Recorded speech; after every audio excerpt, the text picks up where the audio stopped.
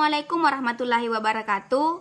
Perkenalkan, nama saya Elisa Smita dari kelas Manajemen A Angkatan 2017 Universitas Islam Negeri Alauddin Makassar. Video ini kami buat untuk memenuhi tugas final mata kuliah kewirausahaan. Nah, pada kesempatan kali ini, kelompok kami akan mempresentasikan proposal usaha yang telah kelompok kami kerjakan.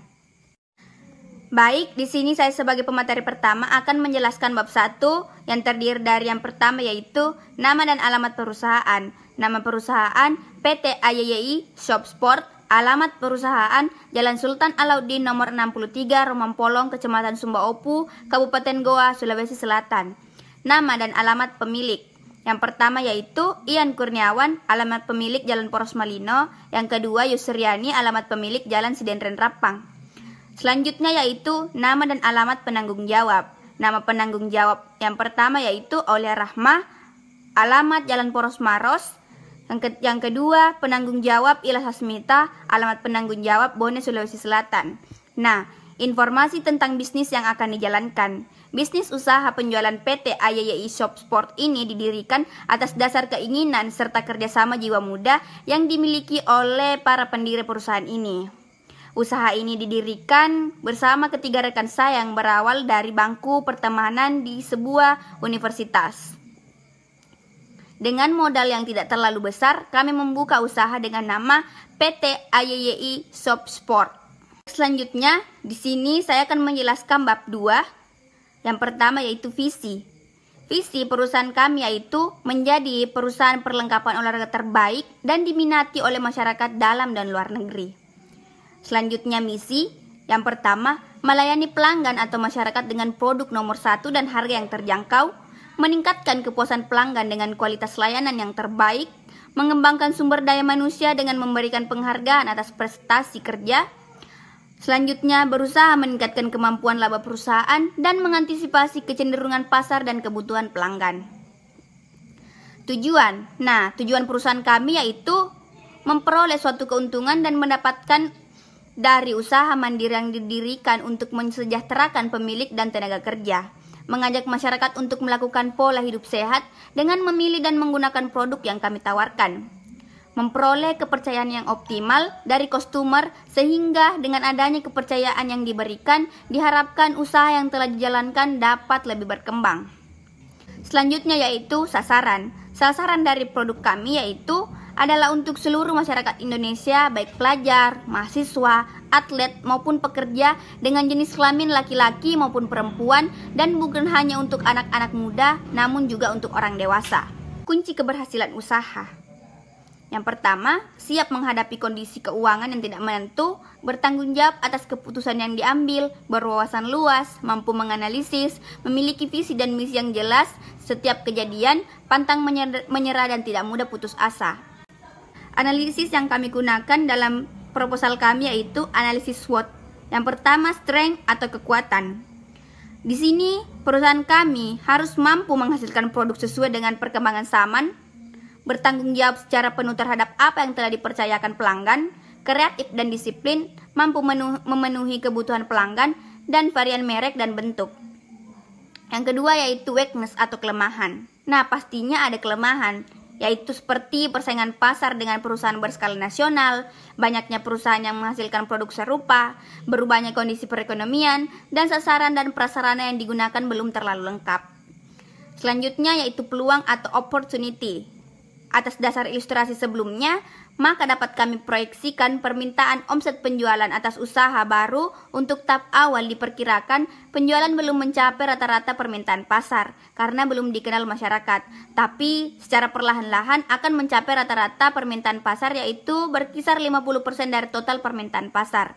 Dengan tetap menjaga mutu dan kualitas barang, kami yakin dapat bersaing walaupun harus bersaing dengan perusahaan yang berskala nasional yang ada di sekitar lokasi dekat usaha kami.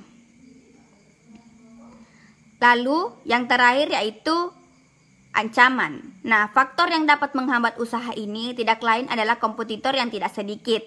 Mengingat usaha peralatan olahraga, namun usaha kami tetap memiliki kelebihan sebagai daya saing dan kompetitor yaitu harga yang terjangkau, kualitas barang yang terjamin, lokasi yang strategis, dan mudahnya akses untuk mencapai tempat kami. Nah, mungkin itu sekian materi yang dapat saya sampaikan. Selanjutnya akan dilanjutkan oleh rekan saya.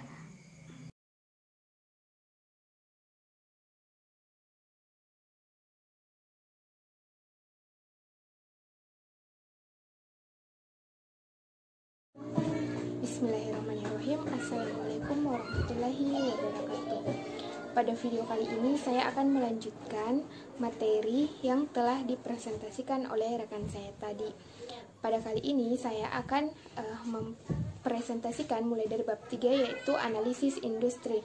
Yang pertama, perspektif masa depan. Dengan terciptanya tempat usaha yang bergerak di bidang perdagangan, khususnya dalam hal sepak bola, dengan lokasi yang strategis dan kemajuan zaman, maka kami yakin usaha ini akan maju karena kebutuhan akan permintaan pesanan di kalangan masyarakat.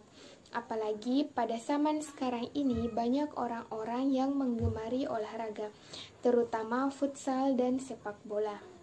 Kemudian yang kedua adalah analisis persaingan. Belum ada kompetitor atau pesaing di sekitar perusahaan kami yang memiliki fasilitas memadai dan lengkap, serta menawarkan kebutuhan akan perlengkapan olahraga yang berkualitas, baik seperti yang kami miliki. Sebagai sebuah toko olahraga yang memiliki kompetitor advantage, maka PT iShop Sport ini memiliki beberapa pesaing dari usaha-usaha sejenis yang memiliki toko olahraga serupa. Oleh karena itu, kita perlu tahu tokoh mana yang mampu menyaingi toko kami. Untuk menunjang hasil persaingan yang baik, maka kami akan lebih selektif dalam bekerja yang meliputi proses produksi serta pemasaran. Dengan hal tersebut, perusahaan lain akan menganggap perusahaan kami saingan terberat. Kemudian bagian C adalah segmentasi pasar yang akan dimasuki. Segmentasi pasar adalah pembagian sebuah pasar atau market menjadi sebuah kelompok atau pembeli yang berbeda. Tujuan dari pengelompokan pasar tersebut adalah agar pasar heterogen atau berbeda-beda dibagi menjadi kelompok pasar yang homogen atau pasar yang sama. Hal itu bertujuan agar tiap kelompok dapat ditargetkan dalam memasarkan sebuah produk yang sesuai dengan kebutuhan, karakteristik, serta keinginan pembeli atau keinginan konsumen yang terdapat dalam pasar tersebut. PT iSport ini membidik pasar kelas menengah ke bawah dengan memberikan harga yang terjangkau dan tidak menyulitkan konsumen. Pada prinsipnya, kami akan membuka usaha ini dengan suasana kekeluargaan dan pelayanan yang baik, sehingga membuat masyarakat merasa puas dengan layanan kami dan senantiasa kembali ke tempat kami. Karena segmen pasar perlengkapan aksesoris olahraga ini cenderung kemasyarakatan, sehingga hal ini dapat memicu persaingan dengan usaha perlengkapan aksesoris lainnya. Selanjutnya yang akan saya bahas adalah bab 4, yaitu deskripsi usaha. Pertama, produk yang dihasilkan. Semakin tinggi kebutuhan masyarakat akan perlengkapan sepak bola, sehingga akan menghabiskan 8-20 lusin pakaian per minggunya. Belum termasuk aksesoris-aksesoris lainnya yang semakin marak digunakan oleh masyarakat, khususnya oleh anak-anak remaja. Adapun kualitas produk atau mutu produk yang kami hasilkan memiliki beberapa keunggulan. Yang pertama adalah kualitas tinggi yang dapat memuaskan konsumen. Yang kedua, bermacam-macam bentuk dan ukurannya dengan style yang update. Kemudian yang ketiga adalah hasil sablon sangat rapi dan tidak mudah luntur walau beberapa kali dicuci. Adapun keunggulan dari produk kami yaitu yang pertama adalah harga terjangkau oleh kemampuan konsumen, yang kedua kualitas produk terjamin, dan yang ketiga sesuai dengan selera masyarakat. Kemudian bagian B adalah jasa pelayanan. Kami sangat menjunjung tinggi bahwa pembeli adalah seorang raja, sehingga perusahaan kami mengoptimalkan jasa pelayanan kepada customer atau pelanggan dengan menyediakan beberapa orang karyawan yang mampu bekerja dengan gesit untuk melayani para pelanggan. Kami juga melayani jasa pembelian dengan via online yang dapat diakses pada situs resmi perusahaan kami. Adapun pembagian waktu yang akan kami jalankan adalah yaitu mulai buka pada jam 8 pagi sampai dengan jam 11 malam. Dan yang kedua adalah buka setiap hari, yaitu Senin sampai Minggu, termasuk tanggal merah atau hari libur lainnya.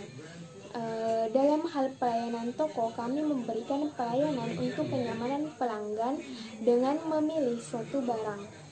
Kemudian bagian C adalah ruang lingkup usaha.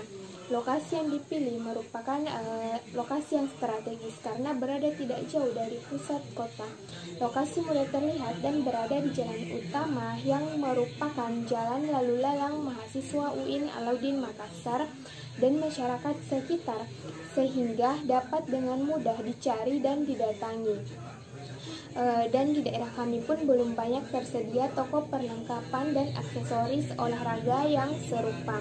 Letak usaha kami ini sangat strategis karena terletak di Jalan Sultan Alauddin nomor 63 Romangpolong, Kecamatan Sembaopu, Kabupaten Goa, Sulawesi Selatan. Yang terletak di jalan utama atau pas berada depan kampus 2 UIN Alauddin Makassar. Jadi banyak kendaraan umum yang dapat melewati jalan tersebut. Dan juga letak usaha kami ini bisa ditempuh dengan kendaraan apa saja. Adapun ruang lingkup usaha perlengkapan olahraga dan aksesoris kami ini kami rancang dengan sebaik mungkin, karena semua itu bisa berpengaruh terhadap maju mundurnya usaha kami. Maka dari itu kami berusaha memberikan sesuatu yang terbaik untuk konsumen. Kemudian bagian D adalah personalia dan peralatan kantor. Bagian personalia dalam sebuah perusahaan merupakan suatu kewajiban. Adapun susunan personalia yang ada dalam perusahaan kami ini masih bersifat sederhana, yang masing-masing personalianya memiliki tugas dan tanggung jawab tersendiri yang berbeda-beda, namun memiliki keterkaitan. Karena seperti yang kita ketahui bahwa usaha kami ini adalah usaha yang masih baru. Adapun peralatan kantor yang ada dalam perusahaan kami ini tidak memerlukan peralatan yang terlalu banyak. Hanya memerlukan seperti kwitansi, stempel, pulpen, kalkulator, dan catatan daftar kalkulasi dana dan peralatan untuk pengelolaan usaha kami. Kemudian selanjutnya adalah bab 5, yaitu rencana produksi. Yang pertama adalah akses produksi. Proses produksi yang kami rencanakan dalam perusahaan kami ini, yang pertama adalah persyaratan lokasi. Persyaratan lokasi ini harus memenuhi beberapa faktor seperti dekat dengan faktor produksi, dekat dengan pasar, kemudahan perizinan dan pajak yang rendah, dekat dengan tenaga kerja yang kompeten, dekat dengan pusat pemerintahan, infrastruktur yang baik, dan juga dekat dengan pusat penelitian. Yang kedua adalah keadaan gedung dan perlengkapannya. Dalam usaha kami ini terdapat satu gedung produksi atau pabrik, satu gedung pemasaran atau penjualan, dan juga satu gedung produksi. Kemudian bagian B adalah sumber-sumber bahan baku. Jenis usaha yang memproduksi barang atau manufaktur memiliki 3 jenis persediaan bahan baku, yaitu berdasarkan tingkat perputarannya, yaitu yang pertama bahan baku atau raw material, yaitu bahan baku yang akan digunakan dalam proses produksi. Yang kedua adalah barang jadi proses atau in material process. Kemudian yang ketiga adalah barang jadi atau finished goods. Untuk itu, sumber-sumber bahan baku kami mengambil dari supplier atau usaha yang telah terjamin atau berkualitas. Pakaiannya dengan corak yang menarik konsumen, sehingga dengan begitu kami mendapatkan keuntungan yang banyak dan konsumen pun juga mengalami kepuasan. Mungkin itu saja yang sempat saya sampaikan. Untuk materi selanjutnya akan dilanjutkan oleh rekan saya. Kurang dan lebihnya mohon dimaafkan. Wassalamualaikum warahmatullahi wabarakatuh. Yusriani dengan nomor induk mahasiswa 90200117035.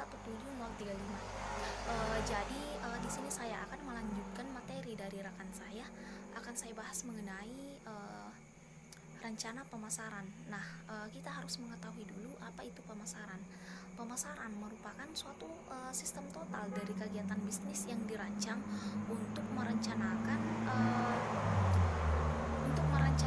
menentukan harga, promosi, dan mendistribusikan barang-barang yang dapat memuaskan keinginan dan mencapai pasar sasaran serta tujuan perusahaan. Nah, yang pertama penetapan harga. Di sini harga yang akan dikenakan adalah harga yang diperkirakan akan terjangkau oleh masyarakat sekitar. Kemudian yang kedua mengenai pelaksanaan distribusi. Jadi distribusi yang akan dilakukan adalah distribusi intensif. Diusahakan sebanyak mungkin agar dapat menjual produk sebanyak-banyaknya dan lebih mendekati para konsumen. Kemudian distribusi yang akan dilakukan adalah di sini perusahaan kami tidak memerlukan khusus karena kebanyakan dari para konsumen biasanya datang langsung ke tempat kami sehingga penghematan biaya dan tenaga dapat dilakukan untuk proses pendistribusian. Kemudian yang ketiga mengenai promosi yang akan dilakukan. Nah, di sini terdapat dari penjualan dengan melakukan tatap muka, publisitas, perikanan, dan juga promosi. Nah, di sini digunakan dengan cara melakukan penawaran terhadap produk dengan memperlihatkan cara memberikan rangsangan untuk membeli. Kemudian yang keempat mengenai strategi pasar. Di sini terdapat dari 3 elemen. Di antaranya price, place, promotion, dan juga melakukan penghematan produk, dapat melakukan evaluasi dan tanggapan terhadap kualitas pelayan dan produk sablon, dan juga melakukan riset pemasaran mengenai spesifikasi dan kualitas produk seperti apa yang akan diinginkan oleh perusahaan tersebut. Next, mengenai rencana produksi. Nah, yang pertama yaitu information tentang partner. Dalam sebuah usaha tentunya tidak dapat berjalan lancar tanpa partner, karena partner adalah salah satu dari pengembangan pendistribusian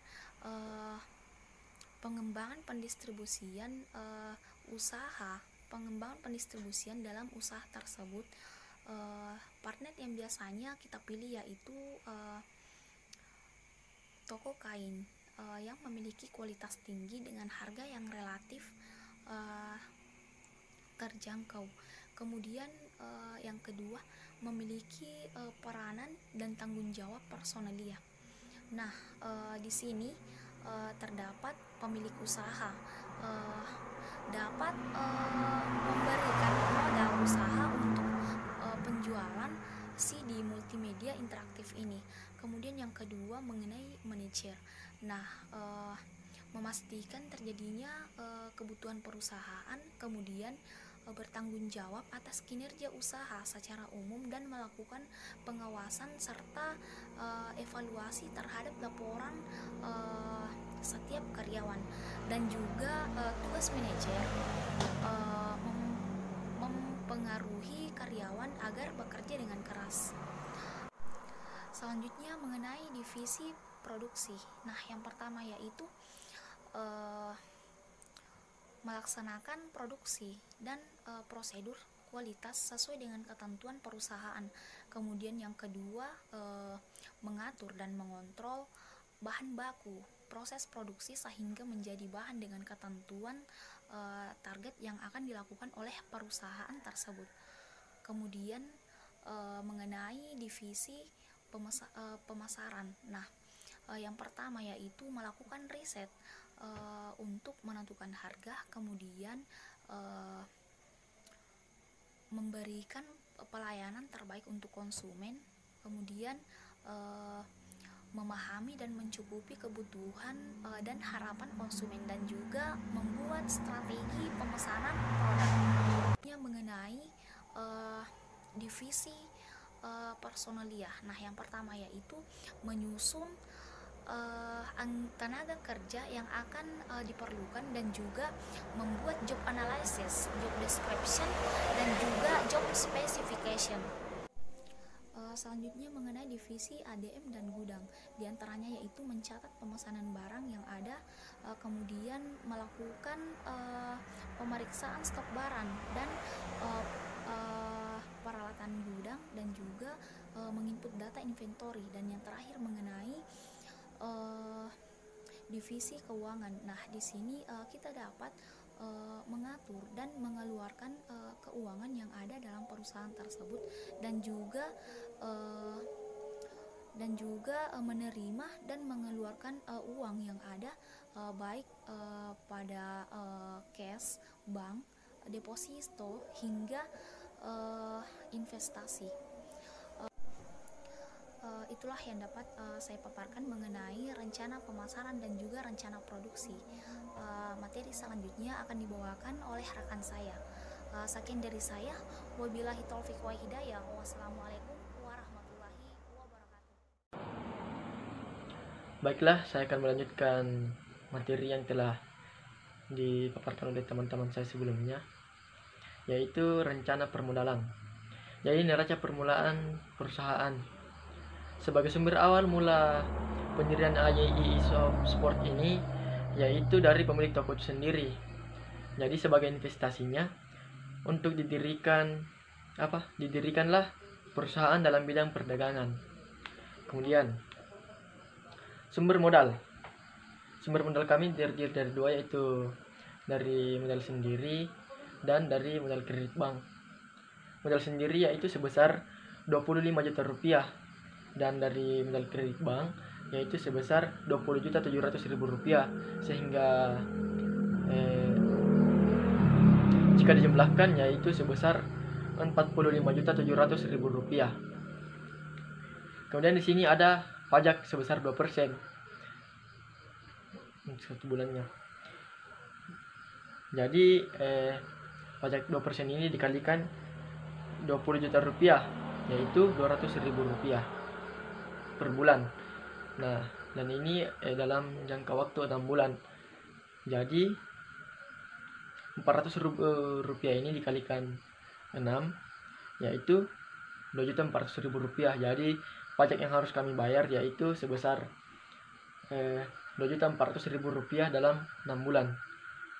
Kemudian modal awal dari produksi secara umum. Yang pertama itu kami ada yang namanya kontrak bangunan. Kontrak bangunan di sini sebesar 12 juta rupiah. Kemudian renovasi awal interior, kami membutuhkan dana sebesar 700.000 rupiah.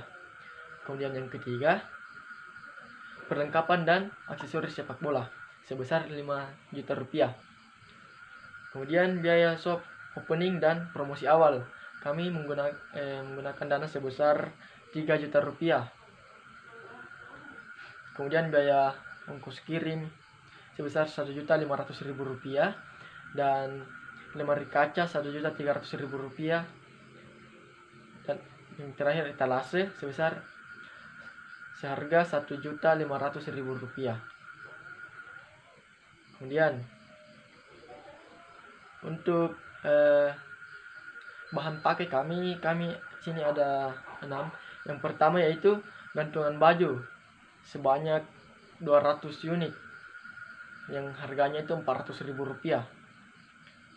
Rak baju dan sepatu ada 20 unit, harganya 1 juta rupiah.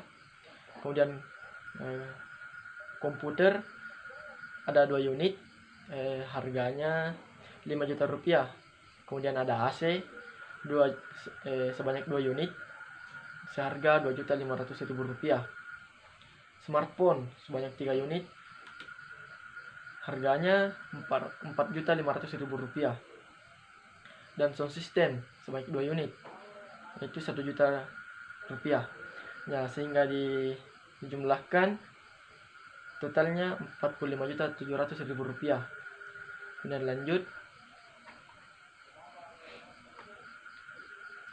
biaya per bulan kami, yaitu ada biaya gaji dan upah untuk para manajer dan karyawan. Jadi di perusahaan ini ada 1 manajer dan 27 karyawan. Untuk 1 manajer akan menerima gaji sebanyak Rp1.000.000 dan 27 karyawan setiap orang mendapatkan Rp600.000, dan jika dikalikan yaitu sebesar Rp16.200.000, dan jika dijumlahkan antara gaji karyawan dan manajer yaitu Rp17.200.000. Kemudian adapun biaya operasional. Yang pertama, kantong plastik atau kresek, yaitu seharga Rp500.000. Kemudian yang kedua ada biaya listrik Rp500.000, biaya transport dan promosi sebesar Rp400.000, dan biaya pulsa Rp100.000, dan jika dijumlahkan totalnya yaitu Rp1.500.000. Baiklah, itu materi yang sempat saya bawakan. Terima kasih kepada teman-teman yang sempat menonton video ini. Lebih dan kurangnya mohon dimaafkan. Jangan lupa komen, like, dan subscribe video YouTube kami ini. Assalamualaikum warahmatullahi wabarakatuh.